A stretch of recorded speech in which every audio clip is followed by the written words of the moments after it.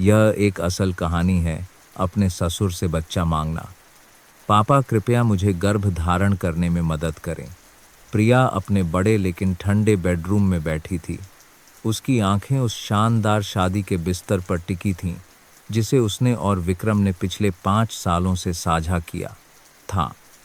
खिड़की के बाहर बारिश हो रही थी, जो उसके दिल की भारी उदासी को दर्शा रही थी। शादी के 5 साल, एक बच्चे के इंतजार के 5 साल, लेकिन अंत में उसे केवल अपने पति के कटु रिप्रोचेस और अपने ससुराल वालों की अवमानना ही मिली। उसने अपना हाथ अपने खाली पेट पर रखा। वह गर्भवती नहीं हो सकती थी, या समस्या उसके पति के साथ थी। विक्रम हमेशा उसे दोष देता था, लेकिन उसकी अंतरात्मा कहती थी कि सच्चाई कुछ और है। आज सुबह वह चुपके से एक बार और जांच के लिए अस्पताल गई थी, और परिणाम ने उसे पूरी तरह से झकझोर दिया। वह पूरी तरह से स्वस्थ थी। समस्या वाला व्यक्ति विक्रम था। वह लंबे समय से बांझ था, लेकिन उसने कभी यह बात नहीं बताई। रिपोर्ट हाथ में पकड़ते ही वह घुटनों के बल गिर पड़ी। पिछले 5 सालों में उसने सिर्फ एक झूठ के कारण कितना अपमान और जिल्लत सही थी। उसने अपनी आंखें बंद कर लीं, अपने दिल में नफरत की आग को महसूस किया। अगर वह सामान्य तरीके से गर्भ धारण नहीं कर सकती, तो उसे दूसरा रास्ता खोजना होगा। एक पागल, खतरनाक लेकिन आकर्षक विचार उसके दिमाग में कौंधा। उसे एक बच्चा चाहिए था, अपने लिए नहीं, बल्कि इस परिवार में अपनी स्थिति के लिए। अगर उसके पास बच्चा नहीं होता, तो उसे जल्द ही इस घर से निकाल दिया जाता। उसकी जगह कोई और महिला ले लेती, और एकमात्र व्यक्ति जो उसकी मदद कर सकता था, वह था उसके ससुर बलवंत सिंह, इस परिवार के सबसे शक्तिशाली व्यक्ति। वह 50 से अधिक के थे, लेकिन अभी भी एक अनुभवी व्यक्ति के सुरुचिपूर्ण और शक्तिशाली आचरण को बनाए हुए थे। प्रिया ने अपनी मुट्ठी भींच ली। वह इस खेल में सब कुछ दांव पर लगा देगी। उसने एक गहरी सांस ली उठी और एक पतला सा गाउन पहन लिया। वह कमरे से बाहर निकली। हर कदम एक ऐसी महिला के दृढ़ संकल्प से भरा था, जिसके पास पीछे हटने का कोई रास्ता नहीं था। उसने बलवंत के स्टडी रूम का दरवाज़ा खटखटाया। अंदर से एक गहरी आवाज़ आई, अंदर आ जाओ। प्रिया ने दरवाज़ा खोला और अंदर चली गई, यह जानते हुए कि इस पल से उसकी ज़िंदगी हमेशा के लिए बदल जाएगी। प्रिया बलवंत के स्टडी रूम में दाखिल हुई। उसका दिल जोर जोर से धड़क रहा था, लेकिन उसने शांत रहने की कोशिश की। मेज के पीछे बैठे उस आदमी ने अपनी तीखी नज़रों से उसे देखा।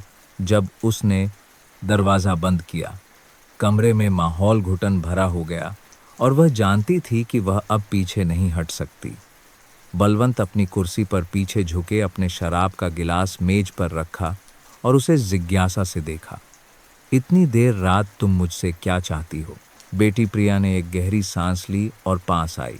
पिताजी, मुझे आपसे एक मदद चाहिए। बलवंत ने अपनी भौहें उठाईं और अपना पेन नीचे रख दिया। क्या बात है? उसने ऊपर देखा। उसकी आंखों में दृढ़ संकल्प था। मैं एक बच्चा चाहती हूँ। बलवंत एक पल के लिए चौंक गया, लेकिन उसने तुरंत प्रतिक्रिया नहीं दी। उसने बस उसे देखा, उसके आगे बोलने का इंतजार किया। प्रिया ने महसूस किया कि उसका शरीर कांप रहा है, लेकिन वह रुक नहीं सकी। विक्रम बांझ है, मैं यह जानती हूँ, लेकिन वह कभी स्वीकार नहीं करेगा। अगर मेरे पास बच्चा नहीं हुआ, तो यह परिवार मुझे छोड़ देगा। आप ही एकमात्र व्यक्ति हैं जो मेरी मदद कर सकते हैं। कमरे में एक घातक चुप्पी छा गई। बलवंत की आंखें गहरी हो गईं और उसके हाथ ने शराब के गिलास को कसकर पकड़ लिया। क्या तुम जानती हो कि तुम क्या कह रही हो? प्रिया, उसने सिर हिलाया। उसकी आवाज़ बिल्कुल नहीं कांपी। मैं जानती हूँ, और मैंने बहुत सोच समझ कर यह फैसला किया है। बलवंत ने तुरंत जवाब नहीं दिया। वह उठा और उसके पास आया। उसकी आंखें उसकी आंखों में गहराई से झोंक रही थीं, जैसे कि वह उसकी आत्मा के भीतर देखना चाहता हो। क्या तुम इस मामले के परिणामों को समझती हो? प्रिया ने उसे ऊपर देखा। मैं समझती हूँ, लेकिन मेरे पास कोई और विकल्प नहीं है। उसने उसे लंबे समय तक देखा, फिर अचानक हल्के से मुस्कुराया। तुम्हें लगता है कि मैं आसानी से सहमत हो जाऊंगा? उसने अपनी मुट्ठी भींच ली। अगर आप मेरी मदद करते हैं तो मैं आपके प्रति वफादार रहूंगी। मैं आपको कभी धोखा नहीं दूंगी और न ही यह बात किसी को बताऊंगी। बलवंत ने अपनी भौहें उठाईं। वफादारी? क्या तुम जानती हो कि वफादारी का क्या मतलब होता है, प्रिया? उसने अपने होंठ काटे, लेकिन उसकी आंखें दृढ़ रहीं। आप कोई भी शर्त रख सकते हैं। बलवंत हल्के से मुस्कुराया। उसकी आंखों में एक खतरनाक चमक थी। मैं तुम्हारे प्रस्ताव के बारे में सोचूंगा। प्रिया जानती थी कि उसने तुरंत मना नहीं किया। इसका मतलब था कि वह विचार कर रहा है। उसने अपना सिर झुकाया। उसकी आवाज़ धीमी हो गई। मैं आपके जवाब का इंतज़ार करूंगी। वह मुड़ी और जाने लगी, लेकिन दरवाजे से बाहर निकलने से पहले बलवंत अचानक बोला। प्रिया मुड़ी और उसे देखा। उसने उसे ध्यान से देखा। एक बार जब तुम इस रास्ते पर कदम रख दोगी तो तुम वापस नहीं आगा सकोगी। प्रिया ने अपनी मुट्ठी भींच ली। उसकी आंखों में दृढ़ संकल्प चमक रहा था। मैं जानती हूँ। वह कमरे से बाहर निकल गई, इस बात से अनजान कि किसी ने सब कुछ सुन लिया था। सावित्री देवी अंधेरे दालान के पीछे चुपचाप खड़ी थीं। उनकी आंखें गहरी और अनगिनत गणनाओं से भरी थीं। प्रिया अपने कमरे में लौट आई। उसका दिल जोर जोर से धड़क रहा था, डर से नहीं बल्कि उत्साह से। वह जानती थी कि उसने एक खतरनाक बीज बोया है, लेकिन अगर यह योजना सफल हुई तो उसे सब कुछ मिल जाएगा। वह बिस्तर पर लेटी छत को घूरती हुई लेकिन सो नहीं सकी। बलवंत के शब्द उसके दिमाग में गूंज रहे थे।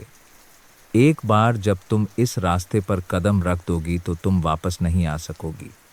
वह यह जानती थी, लेकिन उसके पास कोई और रास्ता नहीं था। अगली सुबह जब वह डाइनिंग रूम में गई तो विक्रम की नज़रें हमेशा की तरह ठंडी और दूर थीं। वह अखबार पढ़ रहा था। उसने उसे देखने के लिए सिर भी नहीं उठाया। वह फीकी सी मुस्कान के साथ कुर्सी पर बैठ गई। क्या तुम जल्दी घर आओगे? विक्रम ने एक घूंट कॉफ़ी पी। आज रात मेरा कुछ काम है। उसे पूछने की ज़रूरत नहीं थी। वह जानती थी कि वह सिमरन के पास जाएगा। उसने कुछ और नहीं कहा, बस अपना सिर झुकाकर नाश्ता करने लगी। लेकिन उसके मन में एक योजना पहले से ही तैयार थी। सावित्री देवी उसके सामने बैठी थीं। उनकी आंखें उसे गुप्त रूप से देख रही थीं। तुम आजकल बहुत सोच में डूबी हुई लगती हो। प्रिया ने अपनी चॉपस्टिक्स नीचे रखीं और सीधे उनकी आंखों में देखा। कुछ नहीं मां जी। सावित्री देवी ने एक घूंट चाय पी। उनकी आंखों में एक विचारशील चमक थी। सावधान रहना बहू। इस घर में एक गलत कदम और तुम सब कुछ खो दोगी। प्रिया ने पलक नहीं झपकाई, लेकिन वह जानती थी कि वह किस बारे में बात कर रही है। वह मुस्कुराई। मैं सावधान रहूंगी मां जी, आप चिंता न करें। नाश्ते के बाद प्रिया अपने कमरे में लौट आई। जैसे ही उसने दरवाज़ा बंद किया, एक अनजान नंबर से एक संदेश आया। आज रात 11 बजे स्टडी रूम में मिलो। उसने उस संदेश को घूरा। बलवंत ने फैसला कर लिया था। उसने अपना फ़ोन कसकर पकड़ लिया। एक बार जब उसने यह दांव खेल दिया तो पीछे मुड़ने का कोई रास्ता नहीं था। देर रात जब पूरा विला शांत था, प्रिया अपने कमरे से बाहर निकली। उसने एक काले रंग की ड्रेस पहनी थी जो उसके शरीर से चिपकी हुई थी। लकड़ी के फर्श पर उसके कदमों की आवाज़ गूंज रही थी। उसने धीरे से स्टडी रूम का दरवाज़ा खोला। बलवंत वहाँ बैठा था। उसकी आंखें गहरी थीं, एक ऐसी नज़र जो अब ससुर की नहीं थी। उसने उसे बैठने का इशारा किया। उसने उसकी बात मानी। उसका दिल जोर जोर से धड़क रहा था, लेकिन वह बिल्कुल नहीं कांप रही थी। बलवंत ने अपनी बाहें बांधी। उसकी आवाज़ गहरी थी। क्या तुम सच में यह करना चाहती हो? उसने सीधे उसकी आंखों में देखा। हाँ। वह एक पल के लिए चुप रहा, फिर दराज से एक कागज़ निकाला। 2 तरीके हैं, उसने धीरे धीरे कहा। एक सामान्य तरीका है, दूसरा कृत्रिम गर्भाधान के माध्यम से। है, तुम चुनो। प्रिया ने अपनी मुट्ठियां भींच लीं, एक गहरी सांस ली। उसे नहीं लगा था कि बलवंत उसे इस तरह का विकल्प देगा। उसने सोचा था कि वह इस अवसर का उपयोग उसे नियंत्रित करने, उसे एक अस्वीकार्य रिश्ते में बांधने के लिए करेगा। लेकिन अब वह उसे फैसला करने दे रहा था। उसने ऊपर देखा, उसकी आवाज़ आश्चर्यजनक रूप से शांत थी। मैं प्राकृतिक तरीका चाहती हूँ। बलवंत ने अपनी भौहें उठाईं, लेकिन बहुत आश्चर्यचकित नहीं हुआ। क्या तुम निश्चित हो? उसने सिर हिलाया। इस तरह कोई खामी नहीं होगी। कोई कांडाराज आरारा जड्ढी है भी पता नहीं लगा पाएगा। बलवंत के होठों पर एक फीकी सी मुस्कान दिखाई दी। ठीक है। उसने अपनी सांस रोक ली। दरवाज़ा खुल गया था। उसने आधिकारिक तौर पर अपने जीवन का सबसे खतरनाक खेल शुरू कर दिया था। उसे पता नहीं था कि कोई चुपचाप सब कुछ देख रहा था। वकील एडवोकेट शर्मा दरवाजे के बाहर चुपचाप खड़ा था, अपने हाथ में फ़ोन कसकर पकड़े हुए था। उसने पूरी बातचीत रिकॉर्ड कर ली थी और अब उसके हाथ में एक ऐसा रहस्य था जो पूरे सिंह परिवार को नष्ट कर सकता था। प्रिया बलवंत के स्टडी रूम से निकली, उसका मन को स्पैरा कर रहस्य था। उथल पुथल में था, लेकिन उसे कोई पछतावा नहीं था। वह जानती थी कि जो वह कर रही है वह गलत है, लेकिन इस परिवार में अपनी स्थिति बनाए रखने के लिए, एक असफल व्यक्ति की तरह बाहर फेंके जाने से बचने के लिए उसके पास कोई और विकल्प नहीं था। उसे एक बच्चा चाहिए था। वह अपने कमरे में लौट आई, चुपचाप बिस्तर पर लेट गई, छत को घूरती रही। अंधेरे में उसने अपनी आंखें बंद कर लीं, लेकिन नींद नहीं आई। उसके बांता दिमाग में सैकड़ों विचार चल रहे थे। अगली सुबह जब वह जागी, विक्रम जल्दी जा चुका था। वह नाश्ते की मेज पर बैठी चाय का कप उठाया, लेकिन पिया नहीं। सावित्री देवी ने उसे एक खोजी नज़र से देखा। तुम कुछ अलग लग रही हो। प्रिया हल्के से मुस्कुराई। कुछ नहीं माँ जी। सावित्री देवी ने सिर हिलाया, लेकिन उनकी नज़रें उस पर से नहीं हटीं। सच में मुझे लगता है कि तुम सामान्य से ज़्यादा खुश लग रही हो। प्रिया ने अपनी रीढ़ में एक ठंडक महसूस की। क्या उन्हें कुछ शक हो गया था? लेकिन उसने अपनी भावनाओं को जाहिर नहीं होने दिया। उसने बस धीरे से जवाब दिया, मैं हमेशा की तरह ही हूँ। सावित्री देवी ने कुछ और नहीं कहा, लेकिन उनकी नज़रें प्रिया पर टिकी रहीं। इस बीच एडवोकेट शर्मा अपने निजी कार्यालय में बैठे थे। उनकी नज़रें फ़ोन की स्क्रीन पर टिकी थीं। पिछली रात की रिकॉर्डिंग अभी भी वहाँ थी। प्रिया और बलवंत के हर शब्द स्पष्ट रूप से गूंज रहे थे। वह अच्छी तरह से जानता था कि इसका क्या मतलब है। अगर यह रिकॉर्डिंग लीक हो गई तो पूरा सिंह परिवार एक अभूतपूर्व घोटाले में डूब जाएगा। लेकिन सवाल यह था कि वह इसका उपयोग कैसे करेगा। प्रिया को नहीं पता था कि वह बलवंत या विक्रम से भी ज़्यादा खतरनाक लोगों की नज़रों में आ गई है। वह एक ऐसा शतरंज का खेल खेल रही थी जिसमें उसे खुद यकीन नहीं था कि वह जीत सकती है। कुछ हफ्ते बीत गए। उसने अपने शरीर में बदलाव महसूस करना शुरू कर दिया। सुबह की मतली थकान और चक्कर आना। वह जानती थी कि वह सफल हो गई है। वह गर्भवती थी। जब डॉक्टर ने इस खबर की पुष्टि की तो वह लगभग रो पड़ी। खुशी से नहीं, बल्कि इसलिए कि वह जानती थी कि इस पल से वह वास्तव में बिना किसी वापसी के एक युद्ध में प्रवेश कर चुकी है। प्रिया के गर्भवती होने की खबर परिवार में तेजी से फैल गई। यह सुनकर विक्रम स्तब्ध रह गया। फिर उसने तुरंत उसका हाथ कसकर पकड़ लिया। उसकी आंखों में खुशी की चमक थी, लेकिन शक भी था। तुम आखिरकार गर्भवती हो, उसने धीरे धीरे कहा। प्रिया ने सिर हिलाया, एक कमज़ोर मुस्कान के साथ। हाँ, आखिरकार मैं तुम्हें एक बच्चा दे सकती हूँ। लेकिन विक्रम पूरी तरह से खुश नहीं था। उसने उसे अपनी तीखी नज़रों से देखा। मैं चाहता हूँ कि बच्चे के जन्म के तुरंत बाद तुम डीएनए टेस्ट करवाओ। प्रिया ने अपनी मुट्ठी भींच ली, लेकिन उसका चेहरा शांत रहा। ज़रूर मेरे पास छिपाने के लिए कुछ नहीं है, लेकिन वह जानती थी कि चीज़ें इतनी आसान नहीं होंगी। दालान के बाहर बलवंत चुपचाप खड़ा था। पति पत्नी की हर बात सुन रहा था। उसे आश्चर्य नहीं हुआ कि विक्रम को शक है, लेकिन मुद्दा यह था कि प्रिया इससे निपटने के लिए क्या करेगी।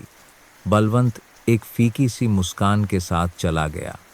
चाहे कुछ भी हो, वह बच्चा अभी भी उसके खून का है, और इस तरह उसे वह मिल गया जो वह चाहता था। लेकिन प्रिया कोई आसान मोहरा नहीं थी जिसे नियंत्रित किया जा सके। उसकी अपनी योजनाएं भी थीं। वह जानती थी कि इस रहस्य को बचाने के लिए उसे पहले उन लोगों को खत्म करना होगा जो उसे धमकी दे सकते हैं, और उस सूची में पहला व्यक्ति एडवोकेट शर्मा था। उसने उस पर नज़र रखना शुरू कर दिया, उसकी कमजोरियों के बारे में पता लगाया।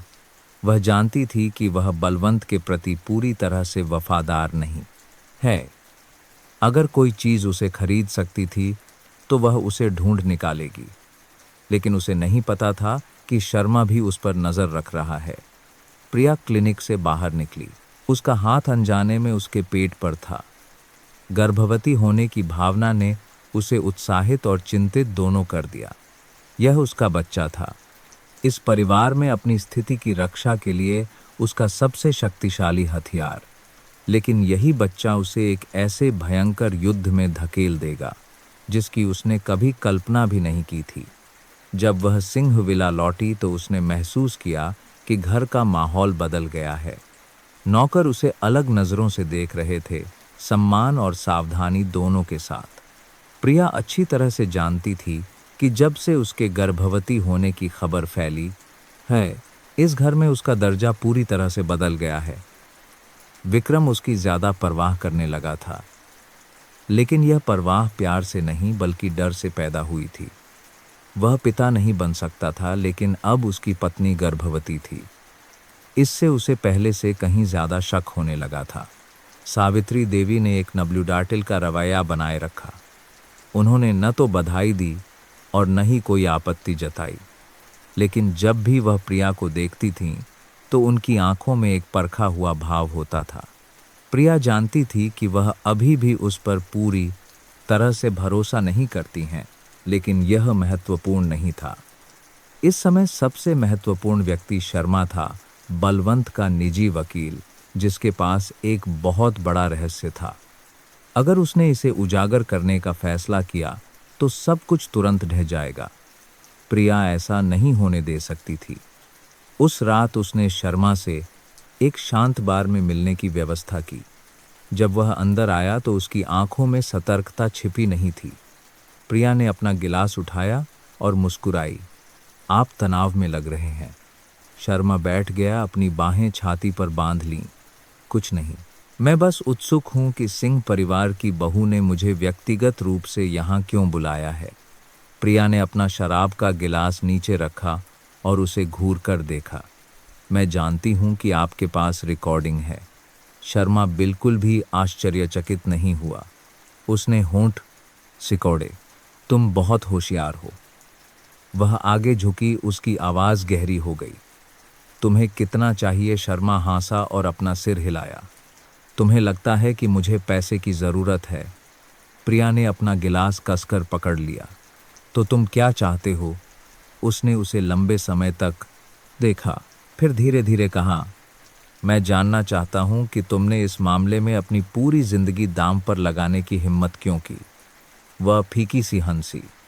क्योंकि मेरे पास कोई और विकल्प नहीं था। शर्मा ने उसकी आंखों में देखा, कुछ सोच रहा था। तुम मुझसे क्या करवाना चाहती हो? प्रिया ने अपने पर्स से एक लिफाफा निकाला और उसकी ओर धकेल दिया। मैं चाहती हूँ कि तुम उस रिकॉर्डिंग को नष्ट कर दो और बदले में मैं तुम्हें बलवंत से छुटकारा पाने में मदद करूंगी। शर्मा ने भौहें सिकोड़ी। मुझे उनसे छुटकारा पाने की ज़रूरत क्यों है? वह ठंडेपन से मुस्कुराई। तुम्हें लगता है कि तुम सच में उनकी नज़रों में एक महत्वपूर्ण हिस्सा हो। एक दिन जब तुम्हारा कोई उपयोग नहीं रहेगा तो तुम्हें भी बाकी सब की तरह छोड़ दिया जाएगा। शर्मा एक पल के लिए चुप रहा। वह जानता था कि प्रिया सही कह रही है। अंत में उसने लिफाफा उठाया और उसे खोल कर देखा। अंदर बलवंत के कुछ संदिग्ध सौदों से संबंधित दस्तावेजों का एक बंडल इस था जिन तक केवल प्रिया की पहुंच हो सकती थी। वह हंसा, तुम मेरी सोच से ज्यादा होशियार हो। प्रिया ने अपना शराब का गिलास उठाया। तो क्या हमारा सौदा पक्का है? शर्मा ने उसे देखा, फिर धीरे से सिर हिलाया। सौदा पक्का? उस पल से प्रिया जानती थी कि उसने एक पाका है सौदा पक्का है, खतरा टाल दिया है। लेकिन उसे नहीं पता था कि एक और जोड़ी आंखें चुपचाप इस मुलाकात को देख रही थीं। सिमरन अंधेरे में खड़ी थी, उसकी आंखें ठंडी और तीखी थीं। उसने अपना फोन निकाला और एक नंबर डायल किया। योजना बदल गई है, मुझे प्रिया की कमजोरी मिल गई है। दूसरी तरफ से एक गहरी आवाज आई, नजर रखना जारी रखो, सही समय पर हम कार्रवाई करेंगे। प्रिया बार से निकली, उसके दिल का बोझ कार्रवाई दो भी है कुछ कम हो गया। शर्मा सौदे के लिए सहमत हो गया था, जिसका मतलब था कि रिकॉर्डिंग अब उसके लिए खतरा नहीं थी। लेकिन वह अच्छी तरह से जानती थी कि यह इस रहस्य को हमेशा के लिए बचाने की दिशा में केवल पहला कदम था। उसे अभी भी कई और खतरनाक लोगों को खत्म करना था। जब वह विला पहुंची तो विक्रम पहले से ही लिविंग रूम में इंतजार कर रहा था। उसने उसे ऊपर से नीचे तक देखा, उसकी आंखें ठंडी और तीखी थीं। प्रिया धीरे धीरे चली, अपने पति की आंखों में शक को और गहरा होता हुआ महसूस किया। तुम इतनी देर से कहाँ थीं? प्रिया ने झूठ नहीं बोला। मैं बस थोड़ी देर के लिए बाहर गई थी। वैसे भी मैं गर्भवती हूँ, इसलिए मेरा मूड बहुत महत्वपूर्ण है। विक्रम फीकी सी हंसा, लेकिन उसकी आंखों में कोई विश्वास नहीं था। वह उसके पास आया, धीरे से अपना हाथ उसके पेट पर रखा। क्या तुम निश्चित हो कि यह बच्चा मेरा है? प्रिया ने सीधे उसकी आंखों में देखा। उसकी आंखें डरावनी रूप से शांत थीं। क्या तुम मुझ पर शक कर रहे हो? विक्रम ने उसे एक पल के लिए देखा, फिर हल्के से हंसा। लेकिन मैं निश्चित होना चाहता हूँ। प्रिया अच्छी तरह समझ गई कि उसे आसानी से बेवकूफ़ नहीं बनाया जा सकता। वह उसे परखने का तरीका ढूंढ रहा था, उसकी गलती का इंतजार कर रहा था ताकि वह हमला कर सके। अगले दिन प्रिया ने उस व्यक्ति से मिलने का फैसला किया जिससे उसे तुरंत निपटने की ज़रूरत थी, सिमरन। वह सबसे बड़ा खतरा थी, क्योंकि वह न केवल विक्रम की मैत्रेस थी, बल्कि ऐसा लगता था कि उसने उसके बारे में कुछ जान लिया था। पिछली सुबह नाश्ते में सिमरन की अर्थपूर्ण नज़रें देखने के बाद प्रिया को अब कोई शक नहीं था। उसने उसे एक शानदार कैफ़े में मिलने के लिए बुलाया। जब सिमरन अंदर आई तो उसका व्यवहार अभी भी अहंकारी और आत्मविश्वासी था। मुझे यहाँ क्यों बुलाया है? क्या कुछ बातचीत करनी है? प्रिया ने एक घूंट चाय पी, उसकी नज़रें सिमरन पर से नहीं हटीं। मैं बस एक सीधी सी बात कहना चाहती हूँ। अगर तुमने मेरे मामलों में दखल देने की हिम्मत की तो मैं तुम्हें इस शहर में कहीं का नहीं छोड़ूंगी। सिमरन हंसी, उसकी आंखों में एक दिलचस्पी की चमक थी। सच में तुम्हें लगता है कि मैं तुमसे डरती हूँ? प्रिया ने अपना सिर झुकाया, उसकी आवाज़ धीमी लेकिन घातक थी। मुझे तुमसे डरने की ज़रूरत नहीं है। मुझे बस यह सुनिश्चित करना है कि तुम समझ जाओ कि अगर तुमने मुझे बर्बाद करने की कोशिश की तो मैं तुम्हारे गंदे अतीत के बारे में सब कुछ उजागर कर दूंगी। सिमरन एक पल के लिए चौंक गई, लेकिन फिर वह हल्के से हंसी। तो तुमने मेरे बारे में जांच करवाई है? प्रिया मुस्कुराई। तुम्हें क्या लगता है कि मैं चुपचाप बैठकर तुम्हें अपने खेल खेलने दूंगी? सिमरन ने हल्के से अपने होंठ काटे, लेकिन उसकी आंखों में कोई डर नहीं था। उसने धीरे से सिर हिलाया। तो तुम्हें भी सावधान रहना चाहिए, क्योंकि तुम अकेली नहीं हो जो दूसरों के रहस्य खोजना जानती है। उसके शब्द एक छिपी हुई धमकी की तरह थे। प्रिया समझ गई कि भले ही उसने सिमरन को पकड़ लिया हो, लेकिन उसने भी उसके बारे में कुछ पकड़ लिया था। दोनों चुपचाप कैफे से चले गए, लेकिन प्रिया जानती थी कि यह अंत नहीं है। उस शाम जब वह घर लौटी, बलवंत ने अप्रत्याशित रूप से उसे अपने स्टडी रूम में बुलाया। वह मेज के पीछे बैठा था, उसकी आंखें शांत लेकिन अधिकारपूर्ण थीं। प्रिया बैठ गई, थोड़ी बेचैन महसूस कर रही थी। तुमने अपने रहस्य को बचाने में बहुत अच्छा काम किया है। लेकिन तुम हमेशा अकेले सबसे नहीं लड़ सकती। प्रिया ने भौहें सिकोड़ी। आप क्या कहना चाहते हैं? पिताजी बलवंत हल्के से मुस्कुराया, दराज से एक लिफाफा निकाला। उसने उसे मेज पर रखा और उसकी ओर धकेल दिया। यह उन लोगों की सूची है जिनसे तुम्हें सावधान रहने की जरूरत है। प्रिया ने लिफाफा लिया और उसे खोलकर देखा। जब उसने आखिरी नाम पढ़ा तो उसका हाथ रुक गया। विक्रम। उसने ऊपर देखा। उसकी आंखें शक से भरी थीं। आपका क्या मतलब है? बलवंत ने आह भरी। उसे शक हो गया है। जल्द ही या बाद में वह तुम्हें खत्म करने का तरीका ढूंढ लेगा।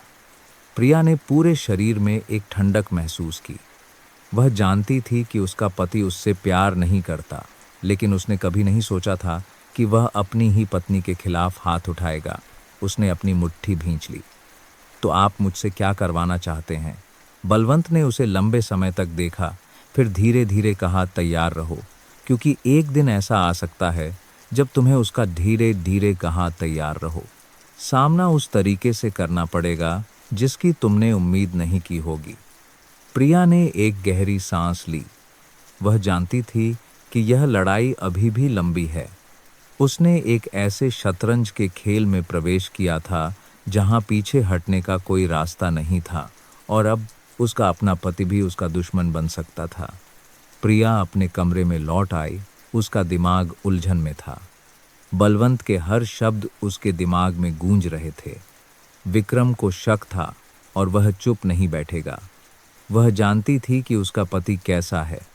एक बार जब उसे शक हो जाता तो वह सब कुछ नियंत्रित करने की कोशिश करता, जिसमें जरूरत पड़ने पर उसे खत्म करना भी शामिल था। वह बिस्तर पर बैठ गई, अनजाने में अपना हाथ अपने पेट पर रख लिया। वह ऐसा नहीं होने दे सकती थी। उसने इस पद को पाने के लिए बहुत कुछ कुर्बान किया था। वह सब कुछ ढहने नहीं दे सकती थी, खासकर जब उसने अभी अभी इसे हासिल किया था। उसका फोन बजा। एक अनजान नंबर से एक संदेश। मैं जानती हूं कि तुम क्या रहस्य छिपा रही हो। अगर तुम नहीं चाहती कि सब कुछ उजागर हो तो आज रात रॉयल होटल में मुझसे मिलो। प्रिया ने अपना फोन कसकर पकड़ लिया। उसे अनुमान लगाने की जरूरत नहीं थी कि संदेश भेजने वाला कौन था। सिमरन। वह उसे एक कोने में धकेल रही थी। प्रिया ने एक गहरी सांस ली, फिर जवाब दिया, मैं आऊंगी। शाम को उसने किसी लात बडकाब डोम को बताए बिना विला छोड़ दिया। जब वह रॉयल होटल पहुंची तो सिमरन पहले से ही एक निजी वीआईपी कमरे में इंतजार कर रही थी। उसके चेहरे पर एक आत्मसंतुष्ट भाव था। तुम आ गईं? मैंने सोचा था कि तुम डर के मारे नहीं आओगी। प्रिया उसके सामने बैठ गई, अपनी भावनाओं को जाहिर नहीं होने दिया। तुम क्या चाहती हो? सिमरन मुस्कुराई, धीरे धीरे अपने गिलास में शराब डाली। मैं एक सौदा चाहती हूँ। प्रिया ने भौहें सिकोड़ी।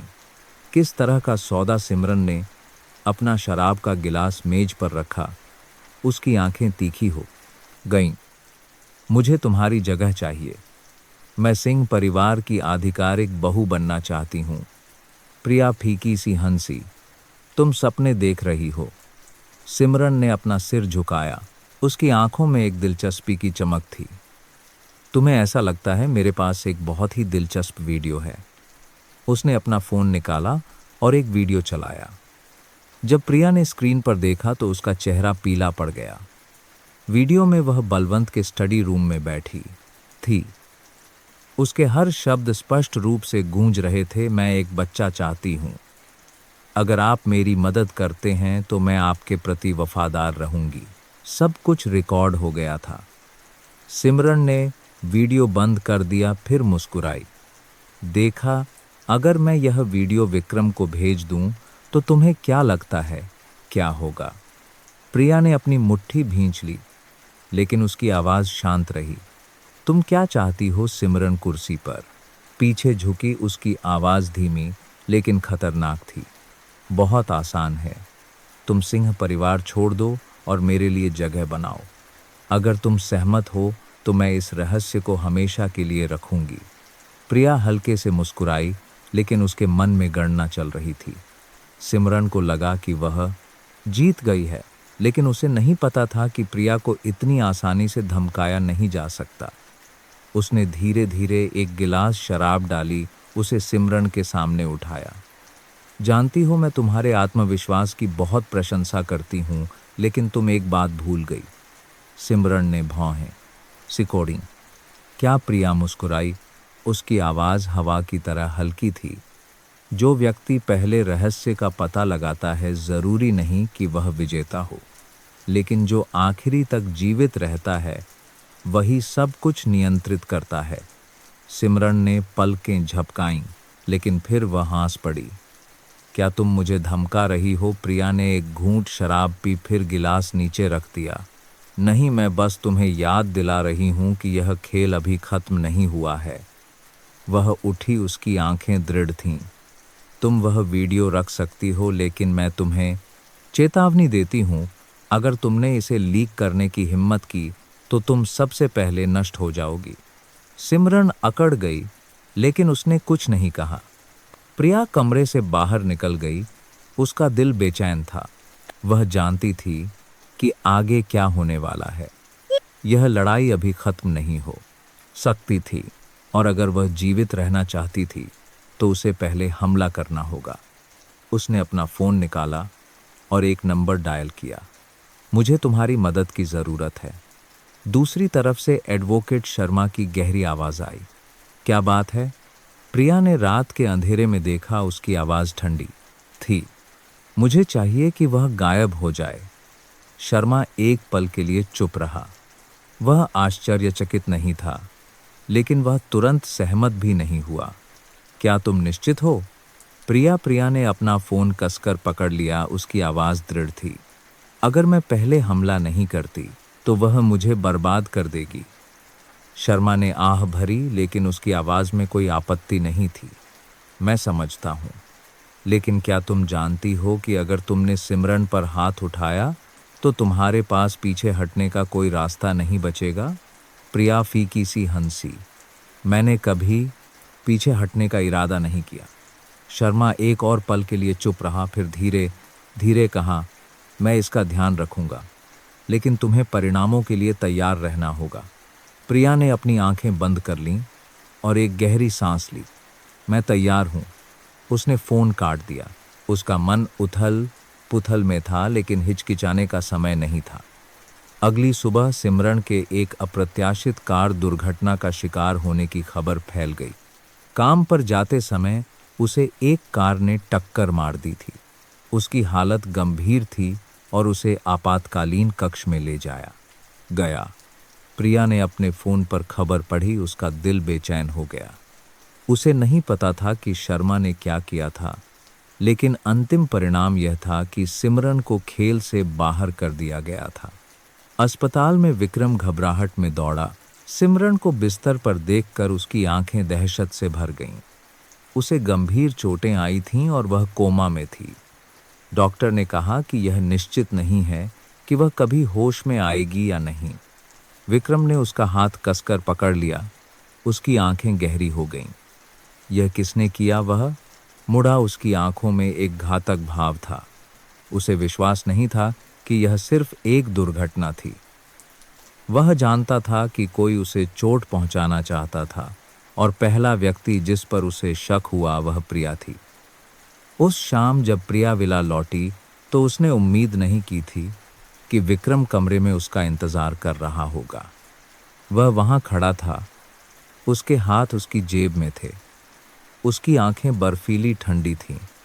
मेरी पत्नी बहुत शांत लग रही है, उसने कहा। हर शब्द हवा को काट रहा था। प्रिया ने धीरे से भौहें सिकोड़ी। तुम्हारा क्या मतलब है? विक्रम धीरे धीरे उसके पास आया। उसकी आवाज़ गहरी हो गई। सिमरन का एक्सीडेंट ठीक उसी दिन हुआ जब उसने तुम्हें धमकाया। क्या तुम्हें यह बहुत बड़ा संयोग नहीं लगता? प्रिया ने उसकी आंखों का सामना किया, शांत रही। क्या तुम मुझ पर शक कर रहे हो? विक्रम फीकी सी हंसा। मैं संयोगों में विश्वास नहीं करता। प्रिया ने आह भरी कुर्सी पर बैठ गई। उसकी आवाज़ नरम लेकिन तीखी थी। क्या तुम उससे इतना प्यार करते हो? विक्रम ने अपनी मुट्ठी भींच ली, लेकिन जवाब नहीं दिया। प्रिया मुस्कुराई। अगर तुम यह मानना चाहते हो कि मैंने ऐसा किया है तो मेरे पास समझाने के लिए कुछ नहीं है, लेकिन मुझे लगता है कि तुम्हें किसी और चीज के बारे में चिंता करनी चाहिए। विक्रम ने भौहें सिकोड़ी। तुम्हारा क्या मतलब है? उसने सीधे उसकी आंखों में देखा। उसकी आवाज धीमी थी। मेरे पेट में जो बच्चा है वह इस परिवार का भविष्य है। अगर तुम मुझसे भिड़ना चाहते हो तो याद रखना कि तुम्हारे पास सिंह परिवार के बेटे के खिताब के अलावा कुछ नहीं है। लेकिन मैं इस परिवार के उत्तराधिकारी को जन्म दे रही हूं। विक्रम अकड़ गया। वह जानता था कि वह सही कह रही है, चाहे उसे कितना भी शक क्यों न हो। वह इस समय प्रिया को खत्म नहीं कर सकता था, क्योंकि अगर वह गिरती तो बच्चा भी नहीं रहता और उसे उस बच्चे की जरूरत थी। प्रिया उठी, धीरे से अपना हाथ अपने पेट पर रखा। मुझे परखने की कोशिश मत करो विक्रम, तुम नहीं जीतोगे। वह कमरे से बाहर निकल गई, विक्रम को वहां खड़ा छोड़ गई। उसकी आंखें गुस्से से भरी थीं, लेकिन वह असहाय था। वह जानती थी कि उसने एक और राउंड जीत लिया है, लेकिन वह यह भी जानती थी कि यह शतरंज का खेल अभी खत्म नहीं हुआ है। उसके पास केवल एक ही विकल्प था, अंतिम विजेता बनना। प्रिया कमरे से बाहर निकली। उसका मन अभी भी पूरी तरह से शांत नहीं था। वह जानती थी कि विक्रम इस मामले को आसानी से नहीं छोड़ेगा। उसे शक था, लेकिन उसके पास कोई सबूत नहीं था। यही एकमात्र चीज थी जो उसे अस्थायी रूप से सुरक्षित रखती थी। वह अपने कमरे में लौटी, दरवाजा बंद किया और कुर्सी पर बैठ गई। उसने अपना हाथ अपने पेट पर रखा, अपने भीतर बढ़ते एक जीवन की धड़कन को महसूस किया। यह सिर्फ एक बच्चा नहीं था, बल्कि उसका सबसे शक्तिशाली हथियार था। फोन पर अचानक एक संदेश आया। मैं जानती हूं कि तुमने क्या किया है, तैयार रहो। कोई प्रेषक का नाम नहीं था। उसने स्क्रीन को घूरा। उसकी रीढ़ में एक ठंडक दौड़ गई। कोई अभी भी उस पर नजर रख रहा था। विक्रम नहीं, क्योंकि उसके पास सबूत नहीं थे। बलवंत नहीं, क्योंकि वह इस रहस्य को बचाना चाहता था। तो फिर कौन? उसने शर्मा का नंबर डायल किया। उसने 3 रिंग के बाद फोन उठाया। क्या तुम ठीक हो? प्रिया, मुझे अभी एक गुमनाम संदेश मिला है। कोई अभी भी मुझ पर नजर रख रहा है। शर्मा कुछ सेकंड के लिए चुप रहा। मैं जांच करूंगा, लेकिन तुम्हें बहुत सावधान रहने की जरूरत है। प्रिया ने अपना फोन कसकर पकड़ लिया। मैं इस रहस्य को उजागर नहीं होने दे सकती। शर्मा ने धीरे से आ भरी। तुम बहुत दूर आ गई हो। उसने अपनी आंखें बंद कर लीं। मेरे पास पीछे हटने का कोई रास्ता नहीं है। फोन काटने के बाद प्रिया उठी और खिड़की के पास गई। रात के अंधेरे में बाहर देखा। उसने महसूस किया कि कोई अदृश्य आंखें अभी भी उसे देख रही हैं, उसकी गलती का इंतजार कर रही हैं, लेकिन वह खुद को असफल नहीं होने देगी। अगले दिन विक्रम उसे गर्भावस्था की जांच के लिए ले गया। वह मना नहीं कर सकती थी, क्योंकि अगर वह मना करती तो उसका शक और बढ़ जाता। डॉक्टर ने पुष्टि की कि भ्रूण अच्छी तरह से विकसित हो रहा है। विक्रम ने संतुष्टि में सिर हिलाया, लेकिन फिर उसने एक मांग रखी। मैं चाहता हूं कि बच्चे के पैदा होने से पहले डीएनए टेस्ट हो। प्रिया शांत रही, लेकिन उसका दिल घबरा गया। क्या तुम्हें मुझ पर शक है? विक्रम ने कंधे उचकाए। तुम समझती हो, है ना? बस एक साधारण सा टेस्ट, और तुम्हें चिंता करने की कोई बात नहीं होगी। वह जानती थी कि अगर उसने मना कर दिया तो वह तुरंत कार्रवाई करेगा, लेकिन अगर वह सहमत हो गई तो वह सच्चाई नहीं छिपा पाएगी। उसे समय चाहिए था। उसने धीरे से सिर हिलाया। ठीक है, लेकिन मैं चाहती हूं कि जब गर्भ थोड़ा और बढ़ जाए तब तक इंतजार करें। विक्रम ने अपनी आंखें सिकोड़ीं, लेकिन कोई आपत्ति नहीं जताई। वह जानता था कि वह हमेशा के लिए भाग नहीं सकती।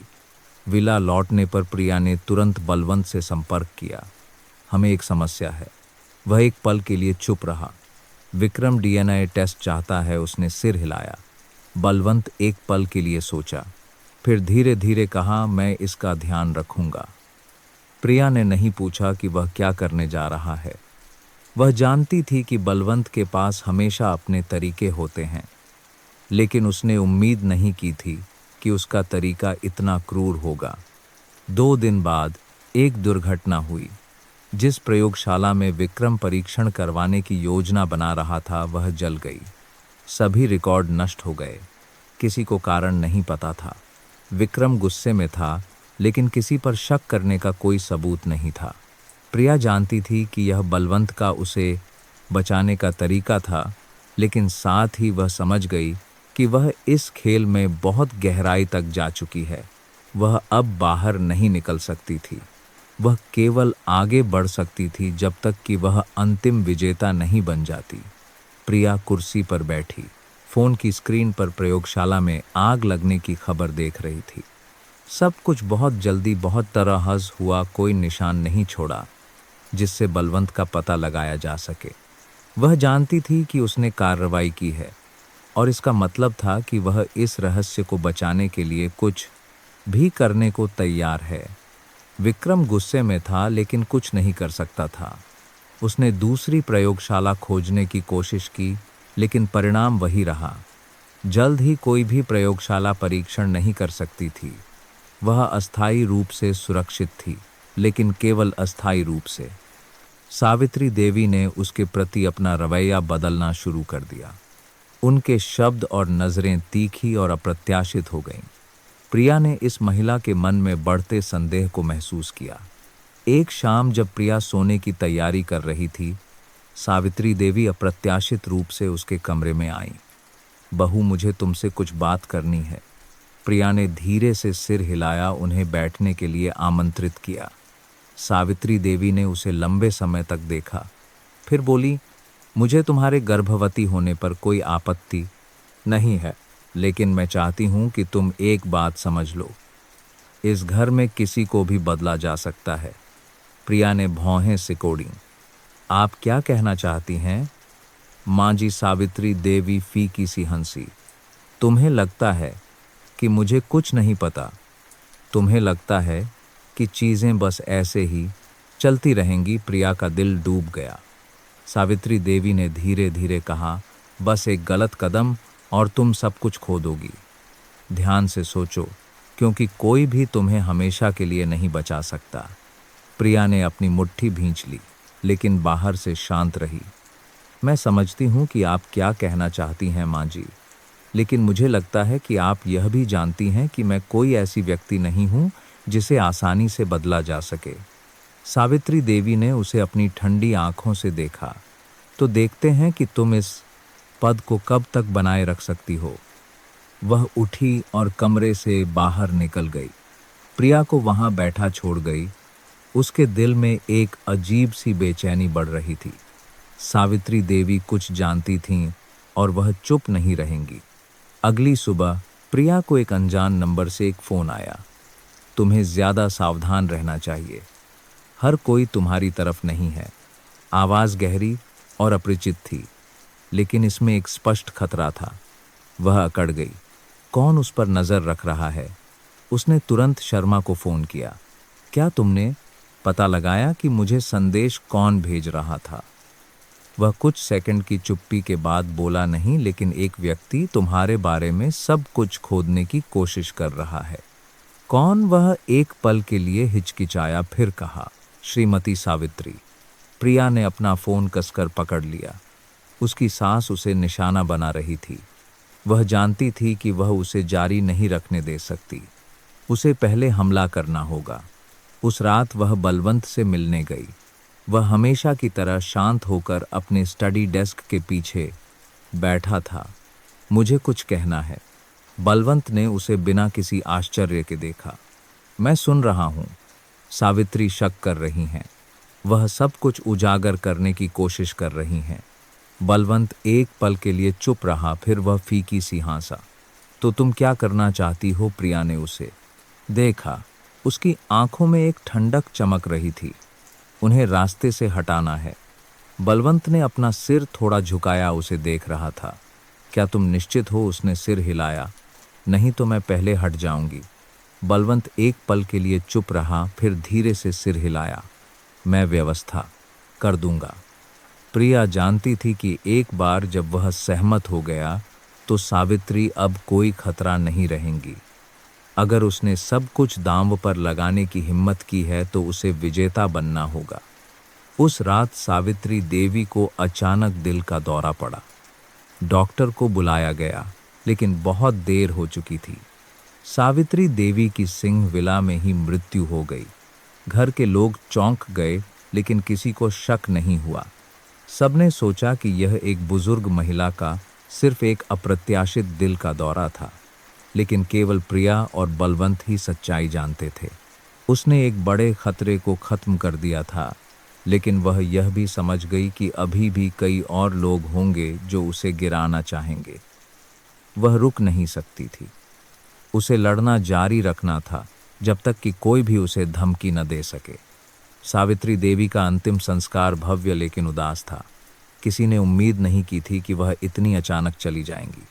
प्रिया ताबूत के पास खड़ी थी, उसके चेहरे पर इतना दुख था कि किसी को शक न हो।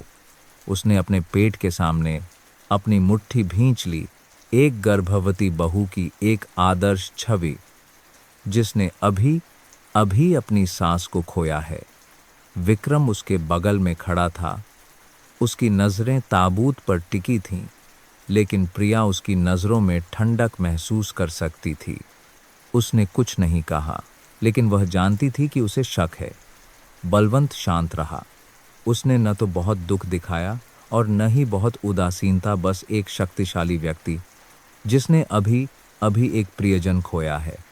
अंतिम संस्कार समाप्त होने के बाद सब लोग विला से चले गए, केवल परिवार बचा था। विक्रम ने प्रिया का हाथ खींचा और उसे लिविंग रूम में ले गया।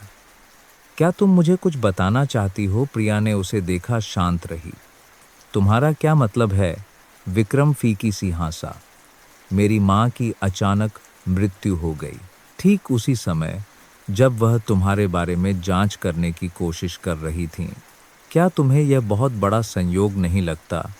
प्रिया ने एक गहरी सांस ली। उसकी आवाज़ नरम लेकिन अर्थपूर्ण थी। अगर तुम्हें लगता है कि मैं इसमें शामिल हूँ, तो तुम क्या करने जा रहे हो? विक्रम ने उसे घूर कर देखा, लेकिन जवाब नहीं दिया।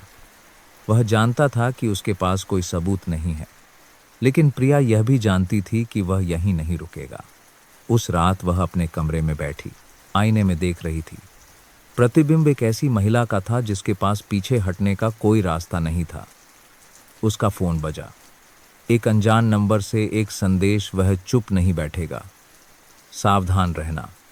उसने अपनी आंखें सिकोड़ी। एक बेचैनी की भावना उसके पूरे शरीर में फैल गई। कोई अभी भी उस पर नजर रख रहा था। उसने शर्मा को फोन किया। क्या तुमने पता लगाया कि मुझ पर कौन नजर रख रहा है? उसने जल्दी से जवाब दिया, मैं जांच कर रहा हूँ, लेकिन ऐसा लगता है कि विक्रम एक निजी जासूस से संपर्क करने की कोशिश कर रहा है। प्रिया ने अपनी आंखें बंद कर लीं। उसने कार्रवाई करने का फैसला कर लिया है।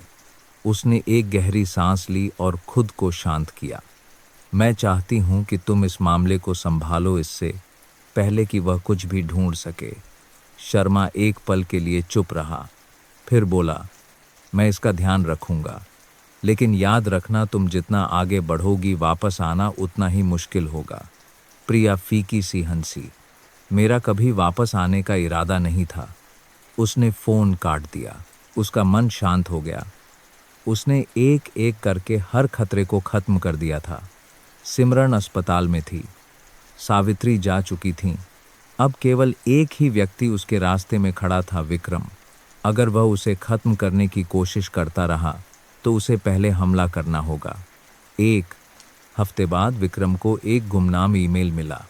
अंदर उसकी और सिमरन की पहले की अंतरंग तस्वीरें थीं। साथ में एक संदेश था, अगर तुमने जांच जारी रखी तो सब कुछ सार्वजनिक कर दिया जाएगा। तुम्हारी पत्नी आखिरी व्यक्ति होगी जिसे पता चलेगा। विक्रम ने अपना फ़ोन मेज पर फेंक दिया। उसका चेहरा काला पड़ गया। वह जानता था कि यह एक चेतावनी है। वह जानता था कि प्रिया ने पहले हमला किया है, लेकिन इससे वह रुका नहीं। इससे उसे और भी ज़्यादा नफरत हो गई। उनके बीच की लड़ाई अब भावनाओं के बारे में नहीं थी। यह जीवन और मृत्यु का शतरंज का खेल था और केवल एक ही व्यक्ति जीत सकता था। विक्रम ने अपना फोन कसकर पकड़ लिया, उसकी आंखें गहरी हो गईं। प्रिया ने एक कदम आगे बढ़ा दिया था। उसने न केवल उसे धमकाया, बल्कि उसे यह भी दिखाया कि वह अपनी स्थिति की रक्षा के लिए कुछ भी करने को तैयार है। उसने फोन मेज पर फेंक दिया, एक गिलास शराब डाली और उसे एक ही घूंट में पी गया। उसके दिल में गुस्सा उबल रहा था, लेकिन वह जानता था कि वह इस समय जल्दबाजी में कोई कदम नहीं उठा सकता। प्रिया को लगा कि वह जीत गई है। उसे लगा कि कुछ तस्वीरें उसे रोक देंगी, वह गलत थी। विक्रम को इतनी आसानी से नियंत्रित नहीं किया जा सकता था। उसने फ़ोन उठाया और किसी को फ़ोन किया। मुझे एक मुलाकात चाहिए। दूसरी तरफ से एक गहरी आवाज़ आई, आप क्या करवाना चाहते हैं? विक्रम ने अपनी मुट्ठी भींच ली। मैं चाहता हूं कि प्रिया गायब हो जाए। अगली सुबह प्रिया लिविंग रूम में उतरी। घर में तनावपूर्ण माहौल को स्पष्ट रूप से महसूस कर रही थी। बलवंत हमेशा की तरह शांति से चाय पी रहा था, लेकिन उसकी आंखों में एक अस्पष्ट सतर्कता थी। विक्रम नाश्ते की मेज पर चुपचाप बैठा था, लेकिन प्रिया ने एक बदलाव महसूस किया। उसने एक गिलास पानी डाला, शांति से देखा। तुम काम पर नहीं जा रहे हो? विक्रम ने होंठ सिकोड़े। आज मेरा कुछ निजी काम है। प्रिया ने सिर हिलाया, आगे कुछ नहीं पूछा। वह अच्छी तरह से जानती थी कि विक्रम कुछ साजिश रच रहा है, लेकिन वह इन दिमागी खेलों की आदी हो चुकी थी। शाम को जब वह सोने की तैयारी कर रही थी, फोन पर एक गुमनाम संदेश आया, सिंह परिवार छोड़ दो तुरंत, अगर तुम मुसीबत में नहीं पड़ना चाहती। उसने स्क्रीन को घूरा, उसका दिल थोड़ा ठंडा हो गया। कोई चाहता था कि वह गायब हो जाए। उसने फ़ोन उठाया और शर्मा का नंबर डायल किया। कुछ हुआ है? उसने तुरंत जवाब दिया, मैं जानता हूँ। विक्रम ने तुम पर नज़र रखने के लिए किसी को काम पर रखा है। प्रिया ने अपनी आंखें बंद कर लीं और खुद को शांत किया। तो मुझे पहले हमला करना होगा। उसने फ़ोन काट दिया और बैठ गई, अपना हाथ अपने पेट पर रख लिया। अगर विक्रम लड़ना चाहता है तो वह अंत तक लड़ेगी। अगली सुबह बलवंत ने उसे अपने स्टडी रूम में बुलाया। वह मेज के पीछे बैठा, धीरे धीरे दस्तावेजों के पन्ने पलट रहा था। तुम खतरे में हो। प्रिया ने आश्चर्य नहीं दिखाया। मैं जानती हूँ। बलवंत ने उसे एक पल के लिए देखा। तुम मुझसे क्या मदद चाहती हो? प्रिया ने अपनी मुट्ठियां भींच लीं।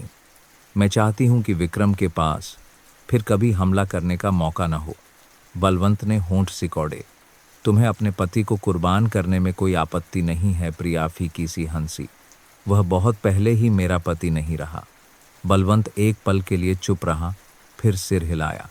ठीक है, मैं इसका ध्यान रखूंगा। उस रात विक्रम को एक फ़ोन आया। जैसे ही उसने फ़ोन उठाया, एक गहरी आवाज़ गूंजी, आगे मत बढ़ो, नहीं तो तुम अगले होगे जिसे ख़त्म कर दिया जाएगा। विक्रम ने अपनी रीढ़ में एक ठंडक महसूस की। किसी ने उससे पहले कार्रवाई की थी और वह जानता था कि प्रिया अब पहले की तरह कमज़ोर महिला नहीं है। उसने उसे बहुत कम आंका था, लेकिन वह अभी हारा नहीं था। वह प्रिया को हमेशा के लिए सत्ता में नहीं रहने देगा। वह उसे गिराने का एक तरीका ढूंढ लेगा, चाहे उसे कोई भी कीमत चुकानी पड़े। विक्रम ने फ़ोन काट दिया। उसके हाथ मुट्ठियों में भींच गए। उसके अंदर का गुस्सा उबल पड़ा, लेकिन पहली बार उसने थोड़ी बेचैनी महसूस की। कोई प्रिया की रक्षा कर रहा था। यह सिर्फ वह नहीं थी जो खुद कार्रवाई कर रही थी। उसके पीछे एक ताकत थी। वह इतना मूर्ख नहीं था कि यह न समझे कि क्या हो रहा है। एकमात्र व्यक्ति जो प्रिया की इस हद तक मदद कर सकता था, वह बलवंत के अलावा कोई नहीं था। उसके पिता ने उसकी तरफ से खड़े होने का फैसला किया था। वह कुर्सी पर बैठ गया, एक गिलास शराब डाली, लेकिन पिया नहीं। उसे अपने अगले कदम के बारे में ध्यान से सोचने की ज़रूरत थी।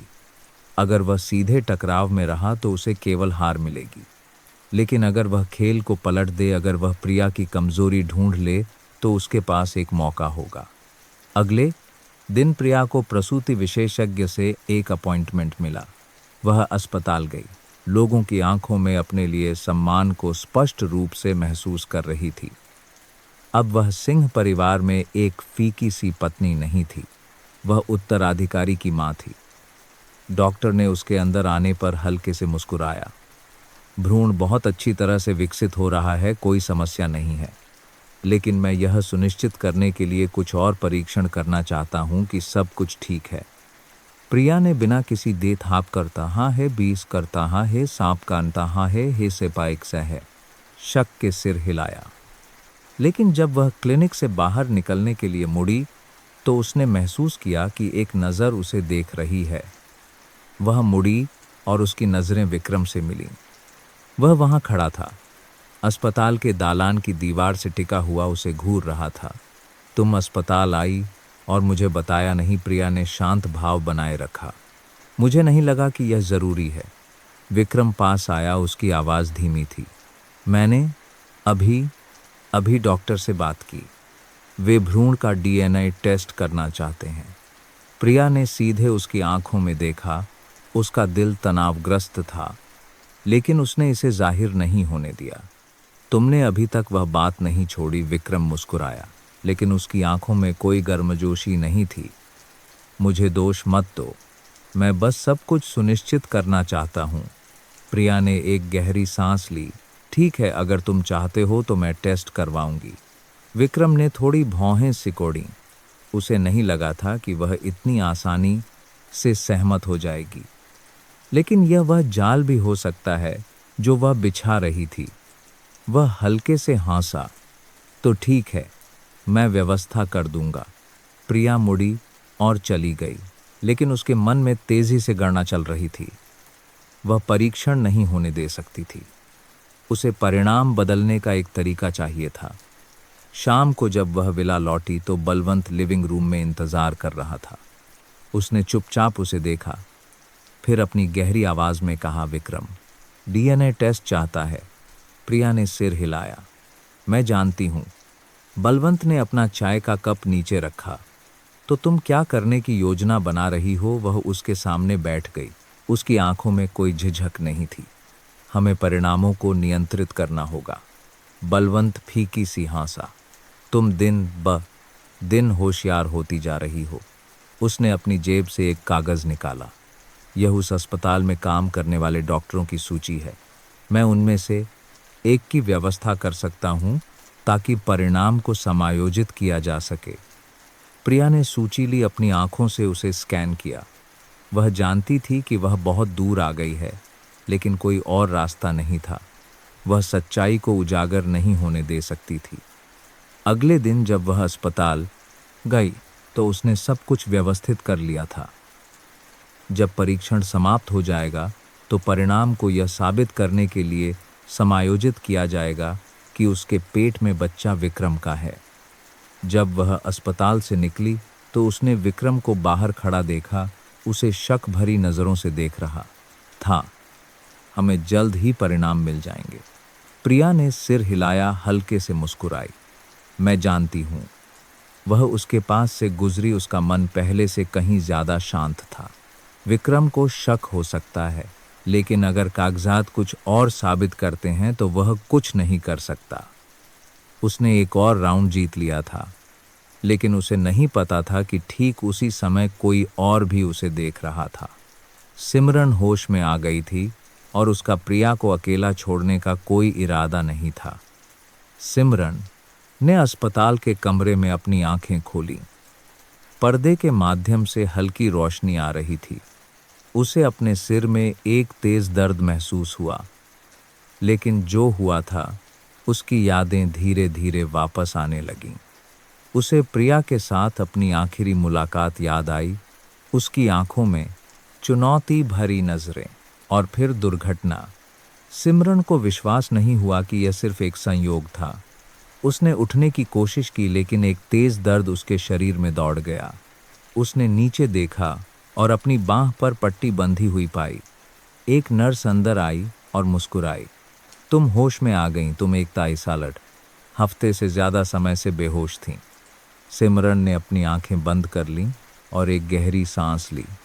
एक हफ्ता उसने बहुत कुछ खो दिया था। उसे यह जानने की ज़रूरत थी कि क्या हो रहा है। अगले दिन जब डॉक्टर जांच के लिए आया तो उसने विक्रम से मिलने का अनुरोध किया। वह उसी दोपहर वहां आ गया। उसका चेहरा तनावपूर्ण था। तुम होश में आ गईं। सिमरन ने उसे अपनी तीखी नज़रों से देखा। मैंने क्या खो दिया? विक्रम एक पल के लिए चुप रहा, फिर एक कुर्सी खींची और बैठ गया। उसने सब कुछ बताया, सावित्री की मौत से लेकर प्रिया के गर्भवती होने और डीएनए टेस्ट की मांग तक। सुनकर सिमरन फीकी सी हंसी। वह इतनी दूर चली गई है? विक्रम ने सिर हिलाया। मैं उसे बेनकाब करने की कोशिश कर रहा हूं, लेकिन वह हमेशा एक कदम आगे रहती है। सिमरन ने अपनी मुट्ठी भींच ली। अगर तुम उसे गिराना चाहते हो तो मेरे पास एक तरीका है। विक्रम ने उसे ध्यान से देखा। कैसा तरीका? सिमरन आगे झुकी। उसकी आवाज़ ठंडी थी। प्रिया ने सिर्फ टेस्ट के नतीजे नहीं बदले हैं। उसका एक और रहस्य है जिसके बारे में तुम अभी तक नहीं जानते। विक्रम ने भौहें सिकोड़ी। तुम्हारा क्या मतलब है? सिमरन हल्के से मुस्कुराई। यह मामला मुझ पर छोड़ दो। तुम्हें बस धैर्यपूर्वक इंतजार करना होगा। विक्रम को पूरी तरह से विश्वास नहीं था, लेकिन वह जानता था कि सिमरन के पास प्रिया से नफरत करने का कारण है। उसने सिर हिलाया। ठीक है, मैं इंतजार करूंगा। जब विक्रम अस्पताल के कमरे से चला गया तो सिमरन ने अपना फ़ोन निकाला और एक परिचित नंबर पर फ़ोन किया। मैं हूँ। दूसरी तरफ से एक गहरी आवाज़ आई। तुम क्या चाहती हो? मैं चाहती हूँ कि प्रिया गायब हो जाए। दूसरी तरफ का व्यक्ति कुछ सेकंड के लिए चुप रहा, फिर फीकी सी हंसा। तुम बहुत उत्सुक लग रही हो। सिमरन ने अपना फ़ोन कसकर पकड़ लिया। उसने मुझे खाई में धकेल दिया। अब उसकी बारी है। वह आवाज़ गहरी हो गई। तो तैयार रहो। उस रात प्रिया विला में दाखिल हुई। उसके दिल में एक बेचैनी की भावना थी। उसे नहीं बालाहु रद्दाई। पता था कि अंधेरे में एक योजना बनाई जा चुकी थी। एक जाल तैयार था जो उसका इंतजार कर रहा था, और इस बार शायद वह बच नहीं पाएगी। प्रिया विला में दाखिल हुई। उसे लगा कि कुछ गड़बड़ है। घर में माहौल सामान्य से ज्यादा शांत था। नौकरों ने सिर झुका लिया और उसकी नज़रों से बचते रहे। उसे नहीं पता था कि एक जाल उसका इंतजार कर रहा है। जब वह लिविंग रूम में दाखिल हुई तो विक्रम पहले से ही कुर्सी पर बैठा था। उसके सामने दस्तावेजों का एक बंडल था। उसने ऊपर देखा। उसकी आंखें ठंडी और तीखी थीं। तुम्हें लगता है कि तुम हमेशा मुझे धोखा दे सकती हो? प्रिया वह रुकी, शांत रही। तुम क्या कह रहे हो? विक्रम ने दस्तावेजों का बंडल उसकी ओर धकेल दिया। तुम इसे देख सकती हो। प्रिया ने उसे उठाया और खोला। यह एक और डीएनए टेस्ट रिपोर्ट थी। परिणाम विक्रम से मेल नहीं खाते थे। उसने महसूस किया कि उसके शरीर का खून ठंडा पड़ गया है। तुम्हें यह कैसे मिला? विक्रम हंसा। तुम्हें लगता है कि तुम होशियार हो।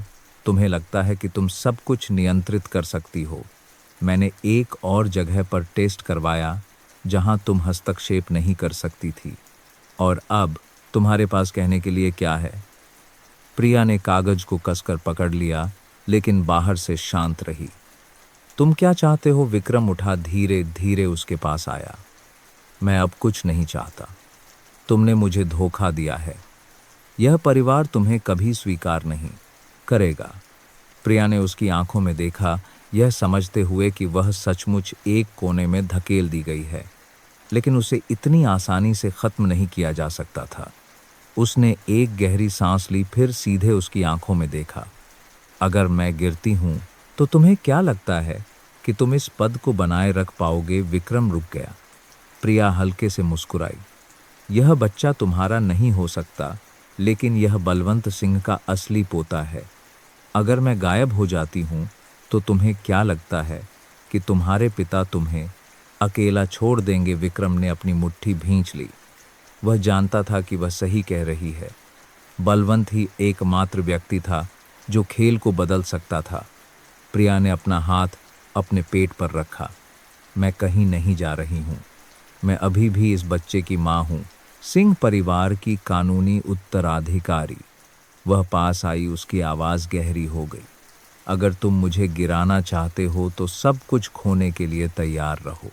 विक्रम ने उसे देखा, उसके दिल में गुस्सा उबल रहा था, लेकिन वह जानता था कि वह इस समय कार्रवाई नहीं कर सकता। उसे दुसल में बुसा जारी होकर नेह था। एक और योजना की जरूरत थी। प्रिया लिविंग रूम से निकली और सीधे अपने कमरे में चली गई।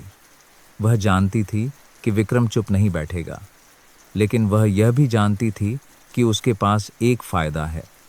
उसे नहीं पता था कि विला के एक छिपे हुए कोने में बलवंत ने सब कुछ सुन लिया था। उसने एक घूंट चाय पी, उसकी आंखें तीखी थीं। प्रिया सचमुच एक दुर्जेय प्रतिद्वंद्वी बन गई थी। 3 महीने बाद प्रिया ने एक बेटे को जन्म दिया। पूरा सिंह परिवार उथल पुथल में था। बलवंत ने कुछ नहीं कहा, लेकिन उसने चुपचाप अपने पोते की रक्षा के लिए सब कुछ व्यवस्थित कर लिया था। विक्रम के पास वास्तविकता को स्वीकार करने के अलावा कोई विकल्प नहीं था। सिमरन होश में आने के बाद यह भी समझ गई कि वह प्रिया को गिराने के लिए कुछ नहीं कर सकती। उसके सभी दुश्मन एक एक करके या तो खत्म हो गए या उन्हें हार स्वीकार करनी पड़ी। प्रिया ने अपने बेटे को अपनी बाहों में लिया और खिड़की से बाहर देखा। वह जीत गई थी। उसने अपनी स्थिति की रक्षा की, अपने बच्चे की रक्षा की। वह एक कमजोर महिला से इस खेल की सबसे शक्तिशाली खिलाड़ी बन गई थी। युद्ध समाप्त हो गया था। अब वह सब कुछ नियंत्रित करने वाली थी।